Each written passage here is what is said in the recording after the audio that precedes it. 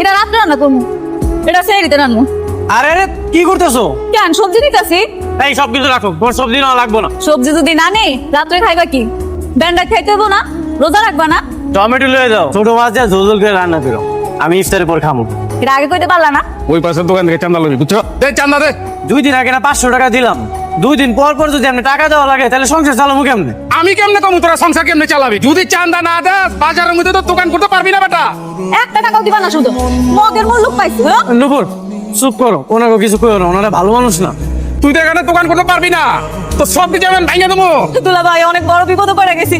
সুজনের দোকানে একটা বেটা ইয়া চান্দা চাইতেছে। দুলা ভাই আপনার বাসানি গায়েন না, তাড়াতাড়ি আয়েন। চলো। একটু তাড়াতাড়ি আয়েন দুলা ভাই। আয় সর্বনাশ, এই মহিলা থেকে পুলিশ ডেকে রয়েছে। সালাম আলাইকুম জামিল ভাই। ওয়ালাইকুম আসসালাম। ফুটপাতে দোকান লাগাইছস, আবার মেহমানদের লাগে ঝামেলা, ব্যাপারটা কি? চান্দা চাইতেছে। এই এটা কি শব্দ? এটা তো খুব খারাপ শব্দ। ফুটপাতে দোকান, চান্দা কেন? ভদ্র কথা বল। সব শুনছি, যা দোকানপাট বন্ধ করে বাসায় যা। যা, দোকানপাট বন্ধ করবো কে? ওর নামে অনেক কমপ্লেন। আবার দুলা ভাই। রাস্তাঘাটে দুলাভাই করবো না, ঠিক আছে? বুঝতে পারছি, আমি ওনারা টাকা দিয়ে দিতেছি। তাহলে তো ঝামেলা মিটে গেল। হ্যাঁ, আমার লাগে পাউলি লুটাইছে।